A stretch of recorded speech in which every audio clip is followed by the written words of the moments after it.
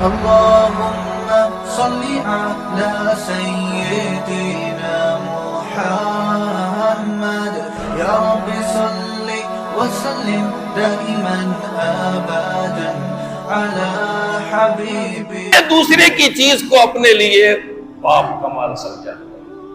کوئی بھی فرد ہو، آپ کی بیوی کیوں نہ ہو، آپ کے بڑے بچے کیوں نہ ہو، چھوٹے بچے بھی کیوں نہ ہو، جن کے پیسے ہمارے پاس جمع ہوتے ہیں نا عیدی کے، گفٹ کے، یہ ماں باپ کے لیے حلال نہیں ہے. یہ اسی بچے پہ خرچ ہوں گے جس کے ہیں. یا آج مسئلہ کان کھول کے سن لیں، جن بچوں کی عیدیاں ہمارے پاس جمع ہوتی ہیں، ان کے گفٹ جمع ہوتے ہیں، یہ ان بچوں کی ملکیت ہے، ماں باپ استعمال نہیں کر سکتے. حلال نہیں، حرام ہے، حرام. بچوں کو دیا ہے، آپ کو نہیں دیا دینے والے نے. شادیوں میں لفافے آتے ہیں، دیا دلہن کو ہے، ماں باپ کا قبضہ ہو جاتا ہے. دیا دلہے کو ہے، ماں باپ کا قبضہ ہو جاتا ہے. کیوں؟ تمہیں دیا، تمہیں دیا. یہ چھوٹی چھوٹی چیزیں، خدا کی قسم ان کے بارے میں کبھی کوئی آگے نہیں پوچھتا.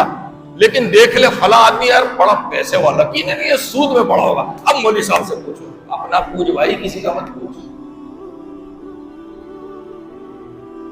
اب اپنے موضوع میں ایک حدیث سنانے لگا ہوں. آج ہمارے معاشرے میں یہ بڑا چل پڑا ہے، اسی کی سے متعلق ہے، لیکن صورت بدلی ہوئی ہے.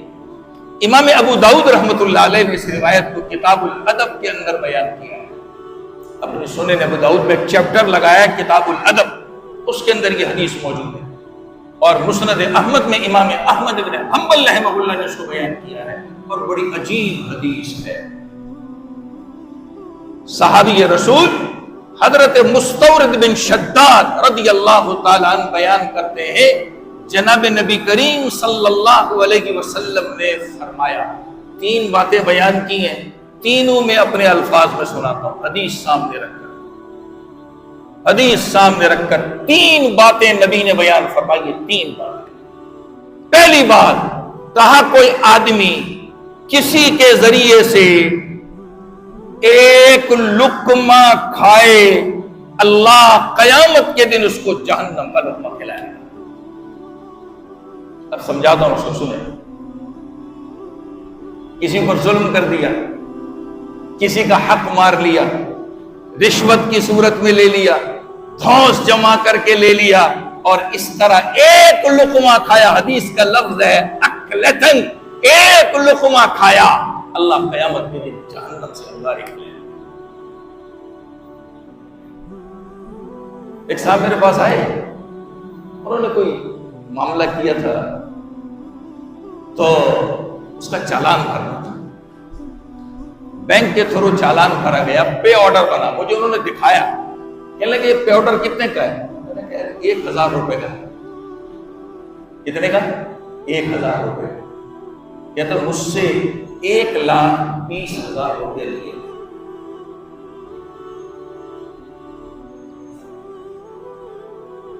جمع کتنے ہوں گے گورنمنٹ کے کھاتے میں؟ 1000 روپے. اور باقی کہاں جمع ہوں گے؟ اپنی گورنمنٹ پیٹ میں. اب تو سمجھ آ گئی ہوئی حدیث. ہم مزدور ہیں، ملازم پیش آئے، ہمیں تنخواہ ملتی ہے، مالک بھیجتا ہے جاؤ یہ لے کر کے آؤ، وہ لے کر کے آؤ. ہم اپنی شکل و صورت کے بحاف پہ چیزیں، پیسے کم کروا دیں، جو کم ہوتے جیب میں ڈال دیتے. کیوں؟ تیرے کو کسے دی؟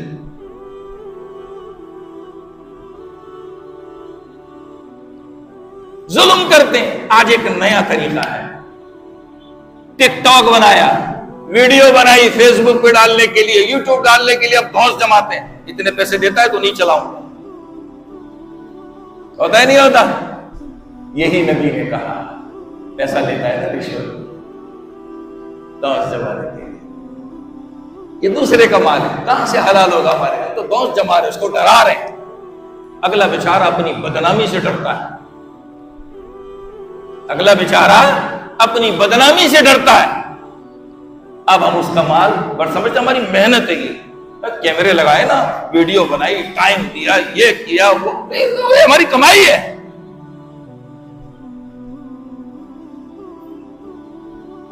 یہ ہماری کمائی ہے، محنت ہے ہماری. ہر آدمی اس کو حلال سمجھتا. ویسے چپکے سے کسی کی ویڈیو بنا لیتے ہیں، کچھ ہو رہا ہے۔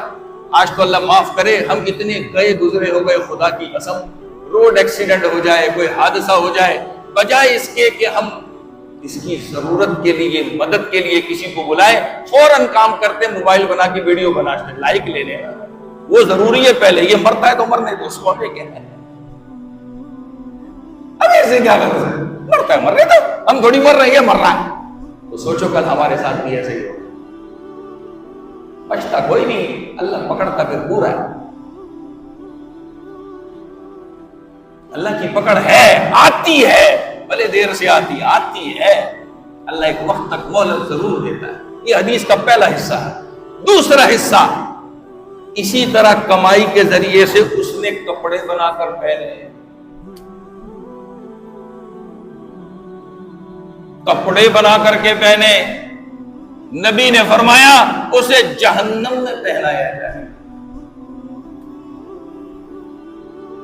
اب تیسرا جملہ سنیے حدیث کا، جو آخری جملہ ہے اس حدیث کا، نبی نے فرمایا شہرت، دکھلاوا، اس کی جگہ پر کسی کی مدد سے، کسی کے ذریعے، مدد ذریعہ بھی میں نے بتا دیا، کسی پر دوست جمع کر، کسی پر ظلم کر کے، کسی کا حق دبا کر کے آ گیا، قیامت کے لیے بظاہر تو ایک عزت نظر آ رہی ہے دنیا کی، اللہ قیامت کے دن جہنم کی رسوائی۔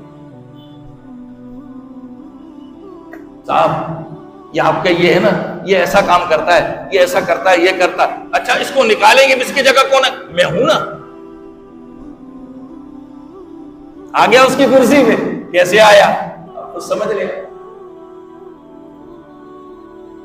ایسے ہی جہاں انتخابات ہوتے ہیں، ووٹنگ ہوتی ہے، وہ ایک دوسرے کے کپڑے اتار رہے ہوتے ہیں، چاہے ایک چھوٹے سے ادارے کے ہو، مملکت کے ہو، کسی بھی چیز،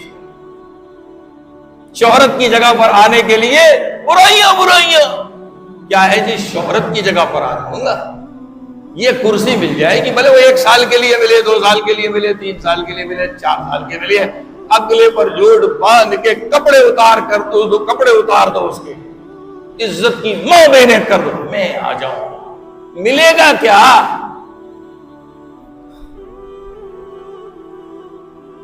تین باتیں نبی نے فرمائی، ایک کھانا، ایک پہننا، ایک شہرت کی جگہ پر آنا، اور تینوں جگہوں پر ذریعہ کیا ہے؟ دوسرے پر ظلم، دوسرے پر دوست، دوسرے کے حق کو، اختیار کو چھیننا زبردستی کسی طریقے سے، اور اس طریقے پر یہ چیزوں کو اختیار کرنا، یہ بھی دوسرے کی چیز ہے۔ ہم نے استعمال کے لیے، یہاں آنے کے لیے ایک غلط طریقہ اختیار کیا، غلط چیز کو اختیار کیا، آنا چاہتے ہیں، اسی لیے نبی نے صاف صاف کہہ دیا قیامت کے دن اللہ تعالیٰ اس کے لیے جہنم سے بھی فیصلے کریں گے، کھایا ہے تو کھلانے کا، پہنا ہے تو پہننے کا، اور شہرت کی جگہ پر آیا ہے تو اس کے آنے کا انتظام کر جہنم کی جگہ سے، جو دنیا میں جیسے کرے گا آخرت میں اللہ تعالیٰ اس کے ساتھ جہنم میں ایسا ہی معاملہ کرے گا۔ کیوں کسی کی چیز کو ہم ایک غلط رخ سے، غلط چیز سے لے کر کے اپنے تصرف میں لائیں، خود وہاں آئیں اور سوچے کہ میں کامیاب ہو گیا، تو دنیا کی تھوڑی وقت کی جو کامیابی ہے، یہ سوچیے کہ آخرت میں کیا بنے گا، آخرت میں کیا بنے گا۔ ایسے بہت سے ایسے ذرائع ہوتے ہیں، بہت سی ایسی صورتیں ہوتی ہے جہاں ہم اگلے کو دبا دیتے ہیں، اور دبانے کے بعد اس کی چیز کو اپنے لیے بالکل پکا حلال سمجھتے ہیں۔ میں آخر میں ایک حدیث سنا کے بات ختم کرتا ہوں۔ نبی علیہ السلام